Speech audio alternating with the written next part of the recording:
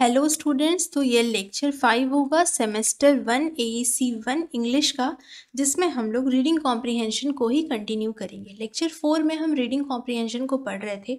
बहुत ही ब्रीफली हमने देखा था कि किसी भी पैसेज के दिए गए क्वेश्चंस को अकॉर्डिंगली पैसेज कैसे हम आंसर करेंगे। रीडिंग कॉम्प्रिहेंशन में हमारे रीडिंग एबिलिटी और अंडरस्टैंडिंग एबिलिटी को चेक किया जाता है। तो रीडिंग कॉम्प्रिहेंशन तो हम सब बचपन से सॉल्व करते आ रहे हैं। बचपन कहने का मतलब है क्लास 8-9 से तो रीडिंग कॉम्प्रिहेंशन आता ही है इंग्लिश में, तो सभी कर लेते हैं अपने अपने तरीके से। लेकिन रीडिंग कॉम्प्रिहेंशन को सॉल्व करने का सही तरीका क्या है, how to solve reading comprehension. तो चलिए देखते हैं कि रीडिंग कॉम्प्रिहेंशन को सॉल्व करने का आखिर सही तरीका क्या है, कैसे क्रोनोलॉजिकल ऑर्डर है, कैसे कैसे हमें सॉल्व करना है। तो सबसे पहला होता है कि प्रीव्यू द टेक्स्ट। जो भी पैसेज प्रोवाइडेड है उसका जो है इंट्रोडक्टरी और कंक्लूडिंग पैराग्राफ को पढ़ लेना है। क्यों पढ़ना है? To get an idea of the text. आप जैसे ही इंट्रोडक्शन और कंक्लूडिंग पैराग्राफ को पढ़ेंगे आपको उस पैसेज का थीम, मेन आइडिया पता चल जाएगा। उसके बाद आपको अच्छे से रीड करना है, केयरफुली रीड करना है।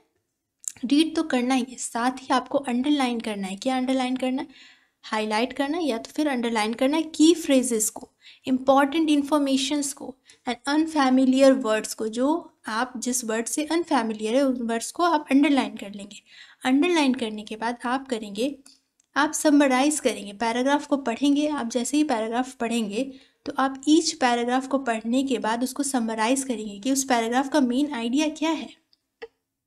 उसके बाद आप आइडेंटिफाई करेंगे कि मेन आइडिया क्या है। तो आप पूरा पैसेज जब समझ चुके होंगे, उसका मीनिंग आपको समझ आ रहा होगा कि आखिर कहना क्या चाहता है पैसेज आपको, तब जाकर आप बढ़ेंगे आंसर करने की ओर। आप क्वेश्चंस पढ़ेंगे। क्वेश्चंस में आपको अगर सब क्वेश्चंस पढ़ के समझ ना आए तो उसमें आपको लीड वर्ड मिलेगा। हम लोग प्रीवियस लेक्चर में पढ़ रहे थे ना। फिर उस लीड वर्ड को आप पैराग्राफ या उस पैसेज से कनेक्ट करेंगे कि वो कहाँ है। फिर उसके आसपास वाले लाइन्स में हमें हमारा आंसर मिल जाएगा। तो ये तो हुआ कि आंसर करेंगे क्वेश्चन। उसके बाद फिर यूजिंग कॉन्टेक्स्ट क्लूज को देखेंगे कि हमने पहले अंडरलाइन किया था वो क्लूज को। फिर आंसर जब हम कर चुके होंगे तो एक बार लास्टली हमें क्या करना है, रिव्यू एंड रिफ्लेक्ट कर लेना है। क्या करना है? After answering questions review your answers and verify them by referring back to the text. उसके बाद रीडिंग कॉम्प्रिहेंशन में सभी आंसर करते हैं, पर पता नहीं नंबर कहाँ कटता है। आज तक हमें समझ नहीं आता ना कि रीडिंग कॉम्प्रिहेंशन में तो हमने आंसर कर दिया था, पता नहीं नंबर कट गए। तो रीडिंग कॉम्प्रिहेंशन को इम्प्रूव करने के लिए टिप्स क्या है? आपको प्रैक्टिस करना है रेगुलरली। नोट्स आपको लेना है कि जॉट डाउन इंपॉर्टेंट पॉइंट्स और summarize while reading to aid memory and understanding. जब आप पढ़ रहे होंगे तो आपको जॉट डाउन करना है, मतलब लिख लेना है, उस जो भी इंपॉर्टेंट आपको लगे उसमें समराइज करना है। ठीक है।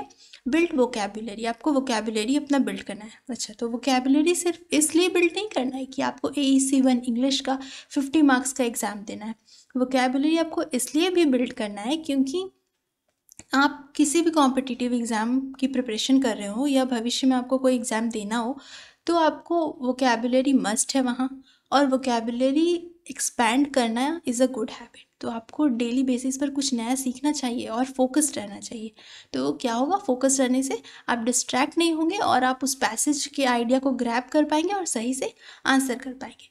तो चूंकि आज हम डिटेल्ड वे में पढ़ने वाले हैं तो हम इस पैसेज को लाइन बाय लाइन रीड करते हुए समझते हुए चलेंगे, फिर जाकर क्वेश्चंस पढ़ेंगे, तब जाकर आंसर करेंगे। ठीक है, तो चलिए शुरू करते हैं। The ocean stretched out endlessly before Jake। जेक हम इसलिए कह रहे हैं क्योंकि JACK जब रहता है ना, JACK, तब उस नाम को हम लोग जैक पढ़ते हैं, लेकिन यहाँ पर JAKE है, जेक। ठीक, तो ये क्या है?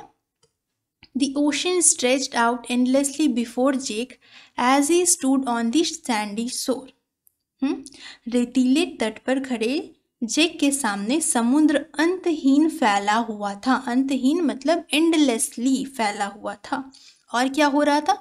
दी waves crashing rhythmically against the beach, मतलब जो लहरें थी समुद्र तट से लयबद्ध तरीके से टकरा रही थी, रिदमिकली। ठीक है। दी सॉल्टी ब्रीज, ब्रीज का मतलब होता है हल्की हवा, टिकल्ड, ठीक है। टिकलिंग का क्या मतलब होता है? टिकल का मतलब होता है गुदगुदी करना। तो दी सॉल्टी ब्रीज, हल्की हवा, tickled his skin and the seagull, seagull is a name of a bird, calls echoed in the distance, मतलब जो वहाँ पर हल्की हवा चल रही थी, क्या हो रही थी, उनके स्किन को गुदगुदी कर रही थी। जब हवा चल रही थी तो टिकल्ड हिज स्किन। और सीगल जो है बहुत दूर से, सीगल की आवाज़ दूर तक गूंज रही थी, ठीक है। Seagull is a bird, echoed in the distance. With a deep breath, he took in the sight before him. With a deep breath, एक गहरी सांस के साथ उन्होंने अपने सामने का दृश्य देखा। The vast expanse of a blue merging with the horizon. नीले रंग का विशाल विस्तार जो कहीं दूर में विलीन हो रहा था। उसके बाद है कि for Jake the ocean held a mystical allure. तो जेक के लिए समुद्र एक रहस्यमय आकर्षण था। मिस्टिकल का मतलब होता है रहस्यमय और एल्योर का मतलब होता है आकर्षण। तो जैक के लिए समुद्र क्या था? एक रहस्यमय आकर्षण था। As a child, his grandfather had regaled him with a tales of seafaring adventures, sparking an insatiable curiosity within him. Insatiable का मतलब होता है अतृप्त, जो satisfy ना हो। तो क्या एक बच्चे के रूप में जब वो छोटे थे तो उनके दादाजी ने उन्हें समुद्र यात्रा के रोमांच की कहानियाँ, टेल्स ऑफ सी फेयरिंग, समुद्र यात्रा के रोमांच की कहानियां सुनाई थी, जिससे उनके भीतर एक अतृप्त जिज्ञासा, इनसैटिबल क्यूरियोसिटी, क्यूरियोसिटी का मतलब जिज्ञासा, इनसैटिबल का मतलब होता है अतृप्त। तो अतृप्त जिज्ञासा उनके अंदर आ गई थी, पैदा हो चुकी थी। Those stories painted the ocean as a canvas of wonders. उन कहानियों ने समुद्र को चमत्कारों के कैनवस के रूप में चित्रित किया। Home to mysterious waiting to be unravelled, ठीक है। अनरैवल का मतलब जो कि अभी तक पता नहीं हो, जिसका रहस्य अभी तक खुला ना हो। तो क्या है इसका मतलब? इस लाइन का मतलब है कि पूरा पढ़ते हैं कि दो stories painted the ocean as a canvas of wonders, home to mysterious waiting to be unravelled, मतलब उन कहानियों ने समुद्र को चमत्कारों के कैनवस के रूप में चित्रित किया, जो रहस्यों के खुलने की क्या कर रहे हैं? वेटिंग कर रहे हैं, वेट कर रहे हैं कि वो रहस्य अभी तक खुला नहीं है। उसके बाद है कि today standing at the water edge, Jack felt a stirring in his soul, stirring in his soul. तो क्या कहना चाह रहा है ये लाइन कि आज पानी के किनारे खड़े होकर जेक को अपनी आत्मा में एक हलचल महसूस हुई। क्या हलचल महसूस हुई? An irresistible pull towards the unknown depth. क्या महसूस हुआ उन्हें? एक अज्ञात गहराइयों की ओर एक अजीब सा खिंचाव। अज्ञात गहराई मतलब अननोन डेप्थ, इरेजिस्टिबल पुल मतलब एक अनूठा खिंचाव महसूस हुआ उनको उनके तरफ, ठीक है। द सी विस्पर्ड सीक्रेट्स, समुद्र ने रहस्य फुसफुसाया। विस्पर्ड का मतलब होता है फुसफुसाना। Inviting him to embark on his own voyage of discovery, उन्हें खोज की अपनी यात्रा पर निकलने के लिए आमंत्रित किया। नेक्स्ट में पढ़ते हैं, ही yearned to explore the hidden coves. He yearned to explore the hidden coves मतलब वह छिपी हुई खाड़ियों का पता लगाने। To befriend elusive dolphins मतलब मायावी डॉल्फिन से दोस्ती करने। And to witness the spectacles of marine lives, इसका क्या मतलब है? इसका मतलब है और लहरों के नीचे पनपते समुद्री जीवन, थ्राइविंग बीनीथ द वेव, को देखने के लिए उत्सुक थे। The ocean to him was a treasure trove of untold stories, उनके लिए समुद्र अनकही कहानियों का खजाना थी। अनकही कहानी मतलब अनटोल्ड स्टोरी, खजाना का मतलब ट्रेजर। तो उनके लिए समुद्र जो है, ओशन जो है, वो अनकही कहानियों का खजाना है। However, Jake's fascination with the sea wasn't just about adventure. हालांकि समुद्र के प्रति जेक का आकर्षण केवल रोमांच तक ही सीमित नहीं है। मतलब जैक का जो समुद्र के प्रति आकर्षण है, जो फैसिनेशन है, फैसिनेशन का मतलब आकर्षण यहाँ है, वो सिर्फ इसलिए नहीं है क्योंकि हालांकि समुद्र के प्रति जैक का आकर्षण केवल रोमांच तक ही सीमित नहीं है, एडवेंचर तक ही सीमित नहीं है। He felt a profound connection to its tranquility and a raw power. उन्होंने इसकी शांति का मतलब होता है ट्रैंक्विलिटी, ट्रैंक्विलिटी का मतलब होता है शांति। तो उन्होंने इसकी शांति और जो रॉ पावर है, जो उसका रॉ पावर है, में गहरा संबंध महसूस किया। वो फेल्ट कर रहे थे, सिर्फ एडवेंचर नहीं था उनके लिए, क्या था, शांति और बहुत गहरा पावर जो है वो भी फेल्ट कर रहे थे। The above and flow of the tides, मतलब टाइड्स का मतलब, एब एंड फ्लो का मतलब होता है उतार चढ़ाव। ऑफ द टाइड्स को हिंदी में ज्वार भाटा कहते हैं। Mirrored the highs and lows of life self. ये देखकर उन्हें कैसा लग रहा था कि ये जो है जीवन के उतार चढ़ाव को सिंबलाइज कर रहे हैं। जो टाइड्स का एब एंड फ्लो है वो जीवन के उतार चढ़ाव को सिंबलाइज कर रहा है, ऐसा उन्हें लग रहा था। तो he watched a sail boat gliding gracefully across the horizon. तो इतने में ही उन्हें दूर पर कहीं क्या दिखा, एक सेल बोट, एक बोट सेल हो रहा है।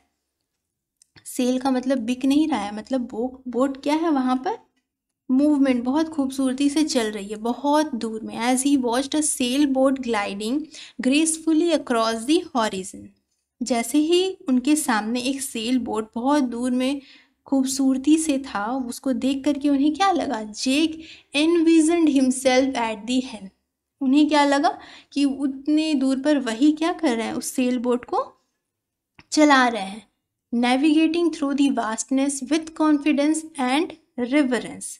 और कैसे चला रहे हैं, आत्मविश्वास से। आत्मविश्वास का मतलब होता है कॉन्फिडेंस, और रेवरेंस का मतलब होता है श्रद्धा से। क्या कर रहे हैं, इस विशाल समुद्र में नेविगेट करते हुए खुद को सोचने लगे हैं कि वो नेविगेट कर रहे हैं, वो खुद को इनविजन कर रहे हैं उसमें।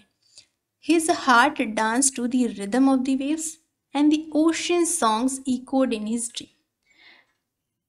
उनका दिल लहरों की लय में नाच रहा था और समुद्र का गीत उनके सपनों में गूंज रही थी। With each crashing wave, he felt a surge of determination. क्या हो रहा था कि with each crashing waves, प्रत्येक टकराती लहर के साथ उन्हें दृढ़ संकल्प की वृद्धि महसूस हो रही थी। वृद्धि, सर्ज ऑफ डिटर्मिनेशन। आजकल न्यूज़ में बहुत आता है ना कि surge of Covid virus, surge of corona virus, ये सर्ज ऑफ समथिंग कुछ आता है ऐसा। जब आप न्यूज़ देखेंगे तो आपको पता चलेगा कि सर्ज का मतलब होता है वृद्धि। तो उनके दृढ़ निश्चय में वृद्धि हो रही है। कैसे, विथ ईच क्रैशिंग वेव्स, जैसे ही टकरा रही है लहर समुद्र के तट पर, प्रत्येक टकराती लहर के साथ उन्हें दृढ़ संकल्प की वृद्धि महसूस हो रही है। कैसा संकल्प, the resolve to chase his dream, अपने सपनों का पीछा करने, टू एक्सप्लोर अनचैटर्ड टेरिटरीज, अज्ञात क्षेत्रों का पता लगाने, and to embrace the beauty of the unknown, और अज्ञात की सुंदरता को अपनाने का संकल्प। फिर क्या होता है, जैसे ही हम आगे के पैराग्राफ में जाएंगे, the sun began its descent, सूरज ने पानी पर सुनहरा रंग बिखेरते हुए उतरना शुरू कर दिया। मतलब अब क्या हो रहा है, सूरज ढल रहा है, शाम का टाइम है। The sun began its descent, casting a golden hue upon the water. Reluctantly का मतलब होता है अनिच्छा से। Jake stepped back from the shoreline, carrying with him the echoes of the sea's call. Jake क्या करते हैं, अनिच्छा से अपने साथ समुद्र की पुकार की गूंज लेकर तट रेखा से पीछे हट जाते हैं, शोर लाइन से पीछे हट जाते हैं, क्योंकि शाम का टाइम हो चुका है। अब घर जाने का टाइम है। सम डे ही प्रोमिस्ड हिमसेल्फ, क्या होता है, किसी दिन उन्होंने खुद से वादा किया। He would set a sail into the boundless expanse, armed with his grandfather's tale, tale का मतलब स्टोरी होता है, जो कहानी, and his own unyielding spirit। किसी दिन उन्होंने खुद से वादा किया कि हाँ, किसी दिन, आज तो शाम हो गया है, तो किसी दिन वह अपने दादा की कहानियों और अपनी जो उनकी भावनाएं हैं, अनयील्डिंग स्पिरिट्स हैं, उनकी जो भावनाएं हैं, अदम्य भावनाओं से लैश होकर असीमित विस्तार में चले जाएंगे। असीमित विस्तार मतलब कि बाउंडलेस एक्सपेंस में चले जाएंगे। अभी के लिए मतलब for now the ocean remained a beacon of endless possibilities. अभी के लिए ये जो महासागर है अनंत संभावनाओं का एक प्रतीक है। बेकन ऑफ एंडलेस पॉसिबिलिटीज मतलब अनंत संभावनाओं का प्रतीक। बेकन मतलब प्रतीक है, जो क्या है, a testament to the infinite wonders awaiting those who dare to ventures, जो उद्यम करने का साहस करने वाले की प्रतीक्षा कर रहे अनंत आश्चर्यों का टेस्टामेंट है, मतलब प्रमाण है। ठीक, तो पूरा पैसेज हमने समझा, हिंदी में भी मतलब समझा, क्योंकि हमारा कंफर्ट जोन क्या है, हिंदी में। तो चैप्टर बोल रहे हैं, जो पैराग्राफ को, चैप्टर नहीं, पैराग्राफ जब जिस पैराग्राफ हमने पढ़ा उसको समझा अच्छे से, समझने के बाद क्वेश्चन में आएंगे और फिर देखते हैं कि what emotions did Jake experience while standing by the ocean. तो जब जेक ओशन में खड़े थे तो क्या महसूस कर रहे थे, एक mystical allure, insatiable curiosity and a profound connection to the tranquility and the power of the ocean. He felt an irresistible pull, unknown depth, a stirring in his soul and a surge of determination to chase his dream। ये हमने देखा था ना passage में, ये सारा कुछ लिखा हुआ था वहाँ पर भी। तो सेकंड क्वेश्चन है कि how did Jake's grandfather influenced his fascination with the sea. कैसे उनके फैसिनेशन को, उनके आकर्षण को कैसे इन्फ्लुएंस कर रहे थे उनके ग्रैंडफादर। तो जेक के जो ग्रैंडफादर थे वो रीगेल्ड कर, उन्हें स्टोरीज बताते रहते थे एडवेंचर के बारे में चाइल्डहुड में, जिससे उन्हें क्या हो रहा था, बहुत अतृप्त, इनसैटिबल क्यूरियोसिटी, अतृप्त जिज्ञासा होने लगी थी। दो these stories painted the ocean as a canvas of wonders, अभी हमने देखा, filled with the mysterious waiting to be unravelled. Unravelled मतलब जो रहस्य अभी तक खुला ना हो। फिर है कि describe Jake's connection to the ocean beyond the thrill of the adventure. तो beyond adventure Jake felt a profound connection to the tranquility and a raw power of the ocean. मतलब महासागर जो है उसमें क्या कर रहे थे वो, उन्हें सिर्फ एडवेंचर नहीं बल्कि ट्रैंक्विलिटी और रॉ पावर भी महसूस हो रहा था उन्हें। और जो उनका जो टाइड्स था उसका एब एंड फ्लो उन्हें कैसा लग रहा था, highs and lows of life हम देख रहे थे ना, तो वही सब यहाँ पर मेंशन किए। तो आप देख रहे हैं ना कि जब हम पैसेज का मतलब समझ लेते हैं तो क्वेश्चन कितना ईजी हो जाता है। What visions did Jake have while watching the sail boat. जब वो सेल बोट को देख रहे थे तो क्या कर रहे थे, वो अपने आप को वहाँ पर सोचने लगे थे, खुद को एनविजन करने लगे थे कि वो नेविगेट कर रहे हैं इस वास्टनेस जो ओशन है उसमें विथ कॉन्फिडेंस, मतलब आत्मविश्वास और श्रद्धा से वो नेविगेट कर रहे हैं, खुद को वहाँ पतवार समझ रहे थे। पतवार मतलब जो सेल बोट को ग्लाइड कर रहे होंगे वो समझने लगे थे खुद को, और फिर इमेजिन कर रहे थे, खुद को एनविजन कर रहे थे उसमें। ठीक है, 5 में क्या है कि what promises did Jake make to himself regarding the ocean. तो क्या प्रॉमिस करते हुए वो बाद में गए कि some day he would set a sail into the boundless expanse armed with his grandfather's tale and his own yielding spirit. ये जाते जाते उन्होंने प्रॉमिस करके वो जा रहे थे। ठीक है, तो ये तो हमने समझा, ये तो रहा एक पैसेज। तो इससे आप लोग समझ पा रहे होंगे ना कि जब उसका मतलब हम लोग समझ जाते हैं तो फिर इजी हो जाता है। तो एक और पैसेज देख लेते हैं, और रीडिंग कॉम्प्रिहेंशन का ये लास्ट लेक्चर होगा, इसमें हम लोग फुल रीडिंग कॉम्प्रिहेंशन को कवर करेंगे, उसके बाद नेक्स्ट लेक्चर में किसी नेक्स्ट टॉपिक को पढ़ेंगे। तो इस पैसेज को भी पढ़ते हैं। The old book store stood at the corner of the maple street. Maple street कोई जगह होगा, मैपल स्ट्रीट कोई जगह होगा जिसमें क्या है, एक ओल्ड बुक स्टोर खड़ा है, खड़ा है मतलब कोई इंसान तो नहीं खड़ा है, ऐसे देखने पर लग रहा है, ठीक है। कि किताबों की दुकान मैपल स्ट्रीट के कोने पर स्थित थी। Its weather sign cracking in the gentle breeze. Breeze का मतलब होता है हल्की हवा, और इसे मौसम के संकेत के रूप में वर्णित किया गया है, जो हल्की हवा से क्या हो रहे हैं, क्रैकिंग। क्रैकिंग का मतलब होता है जैसे कि कभी किसी वुड को जब हम हल्का हल्का सा तोड़ते हैं तो कैसा साउंड प्रोड्यूस होता है, तो वैसा ही। The old book store stood at the corner of the maple street, its weather sign cracking in the gentle breeze. मतलब किताबों की दुकान मैपल स्ट्रीट के कोने पर स्थित थी और इसे मौसम से संकेत के रूप में वर्णित किया गया था कि हल्की हवा से थोड़ा थोड़ा क्रैकिंग हो रहा, क्रैकिंग का साइन हो रहा था, ठीक है। और क्या था, inside shelves lined with books of various genres, ठीक है। GENRES को हम लोग पढ़ते हैं जॉनरस, तो जॉनरस का मतलब होता है स्टाइल, डिफरेंट स्टाइल्स का बुक होंगे, डिफरेंट शैलीज का बुक होंगे उस बुक स्टोर में। तो inside shelves lined with books with various genres creating a cozy maze of literary treasure. Treasure का मतलब होता है खजाना।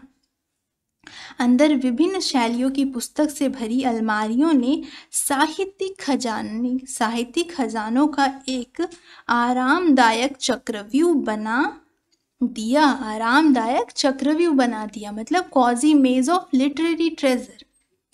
The scent of aged paper lingered in the air. जो थोड़ा सा पुराना पेपर होता है हल्का येलोइश टाइप का, उसका जो सेंट होता है वो थोड़ा अलग टाइप का होता है ना, तो वही सेंट की बात की जा रही है यहाँ पर कि the scent of aged paper. Aged paper मतलब ओल्ड पेपर, जो बहुत पुरानी पुरानी किताबें हैं, तो उन किताबों से बहुत ही अलग सा एक सुगंध, सेंट पुरानी किताबों का, लिंगर्ड इन दी एयर, क्या हो रहा है, हवा में कागज़ की खुशबू फैल रही है। और कैसे फैल रही है, welcoming visitor into the world of stories. और वहाँ आने वाले विजिटर्स को वर्ल्ड ऑफ स्टोरी मतलब स्टोरीज की दुनिया में स्वागत कर रही है। लग रहा है कि वहाँ जो सेंट है ना, वो जितने भी विजिटर्स आ रहे हैं उन्हें वर्ल्ड ऑफ स्टोरीज में उनका स्वागत कर रही है। अमंग दी सेल्फ सारा फाउंड सोलेस, ठीक, इन सेल्फ्स में सारा फाउंड सोलेस मतलब शांति,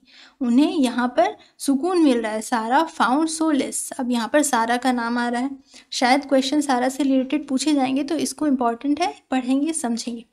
she would spend hours lot in the acyl, ठीक है। एसल का मतलब होता है कि गलियारा, कॉरिडोर। तो फिर यहाँ पर कहना चाह रहे हैं कि वह सारा जो है गलियारों में खोई हुई घंटों बिताती थी। She would spend hours lost in the easel, running her fingers over the spine. Spine का मतलब रीढ़, जैसे हम लोग बोलते हैं ना स्पाइन कॉर्ड, रीढ़ की हड्डी। तो बुक जब ऐसे फोल्ड रहता है तो उसका कॉर्नर वाला साइड जो एज रहता है उसको यहाँ पर स्पाइन कहा जा रहा है। कि running her fingers over the spine of a old classic and a new releases alike. वह गलियारों में खोई हुई घंटों बिताती थी और उन अलमारियों की खोज करती थी जिनमें पुरानी क्लासिक और नई रिलीज दोनों ही बुक्स होती थी, ठीक है। Each books held the promise of the new adventure. प्रत्येक बुक एक नए रोमांच, एक नए एडवेंचर का वादा करता था, और a different world to explore, और एक अलग दुनिया के वादे का प्रतिनिधित्व करती थी। एक एक बुक में क्या होता था, एक न्यू एडवेंचर और a different world to explore वादा कर रहा है, ऐसा सारा को लगता था। द बुक स्टोर ओनर, तो वो जो बुक स्टोर था जो मैपल स्ट्रीट में था, सारा वहाँ बहुत टाइम बिताती थी। और जो मिस्टर जॉनसन नाम के हैं एक लोग, वो उस बुक स्टोर के ओनर है। Was a gentle soul with a passion of sharing his love of literature.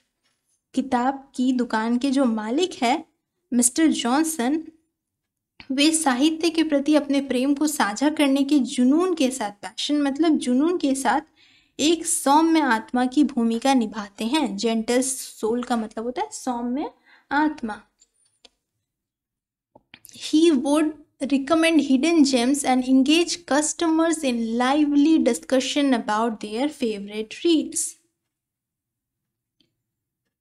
वे ग्राहकों को छिपे हुए रत्नों की सिफारिश करते हुए, मतलब हिडन जेम्स का मतलब यहाँ है कि बुक को पढ़कर जो नॉलेज वहाँ से वो गेन कर रहे हैं उनके बारे में बताते हुए उनकी पसंदीदा बुक के बारे में जीवंत चर्चा में शामिल करते हैं, जिनसे किताबों की दुकान के भीतर समुदाय की भावना को बढ़ावा मिलता है। फॉर सारा के लिए book store was more than just a place to find book. Book store जो था वो सारा के लिए बुक खोजने की जगह से बहुत अधिक था। किताबों की दुनिया सारा के लिए बाहरी दुनिया की अराजकता को, मतलब बाहरी दुनिया की जो अराजकता है, मतलब a refuge from the chaos of the world outside.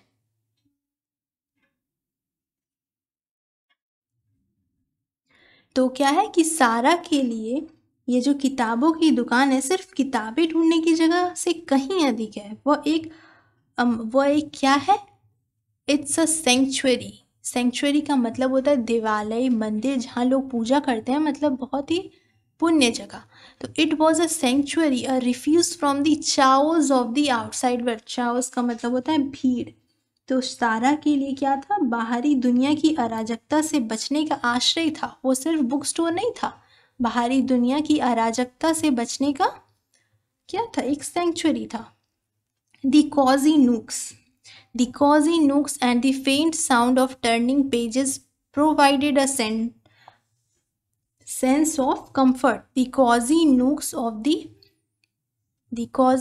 and the faint sound of turning pages provided a sense of comfort. मतलब इसका क्या है कि आरामदायक कोने, कॉजी नुक्स का मतलब होता है आरामदायक कोने, और पन्ने पलटने की धीमी आवाज़ ने आराम का एहसास दिलाते थे। ठीक है, आराम का एहसास दिलाते थे सारा को। For Saturday the book store hosted story telling session for children.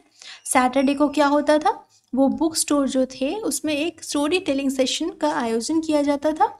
Sarah eagerly volunteered, delighting in the wide-eyed wonder for the wondered young listeners as she transported them to fantastical realms with her animated storytelling.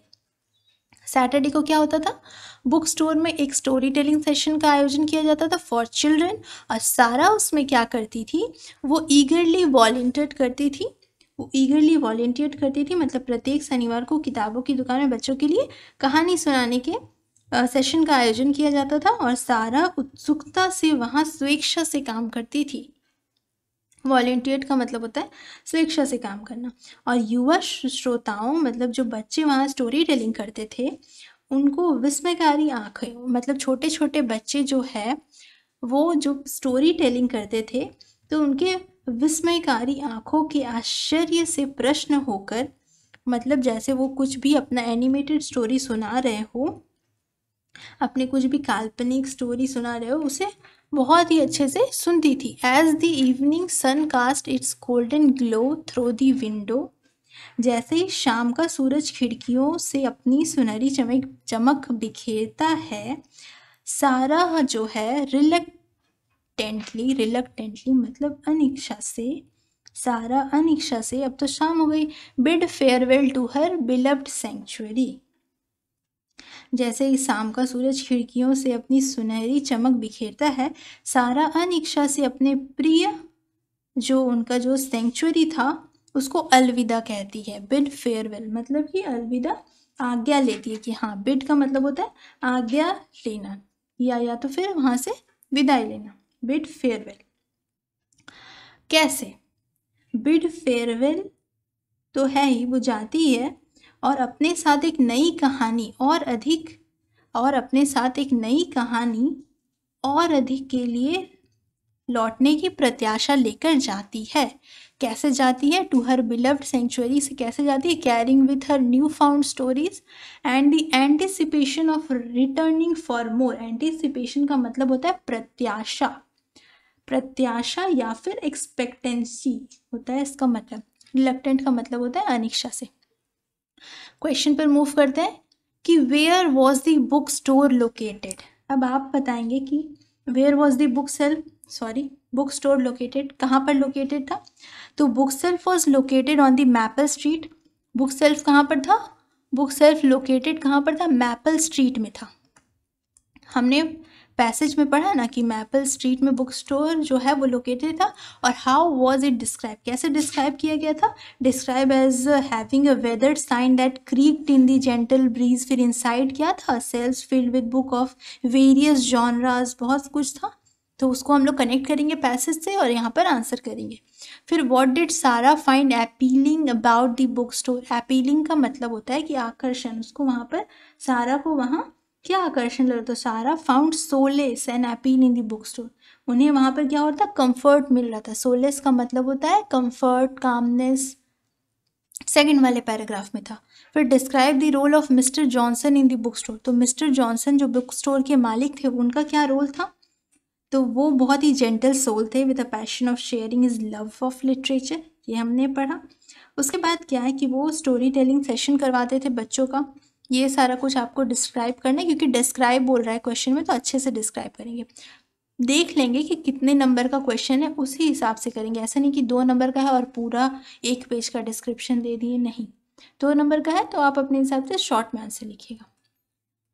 How did the book store serve as a century for सारा, book store Sara के लिए century, एक दिवालय के समान कैसे था, तो book store served as a century for Sara by providing a refuge from the chaos of the outside world, वो जगह उनके लिए क्या था, भीड़ से हटकर, दुनिया की भीड़ से हटकर शांति जहाँ उन्हें मिलता था वैसा जगह। आप पैराग्राफ में देखेंगे कि what did the book store serve as a century for Sara, तो देखिए यहाँ पर पैराग्राफ में देखते हैं एक बार।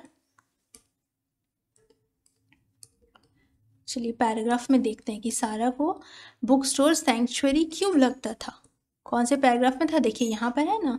पैराग्राफ से आपको ढूंढ कर लिखना है कि फॉर सारा book store it was a century, क्यों था, क्योंकि a refuge from the chaos of the outside world, ये आपको यहाँ पर आंसर करना था।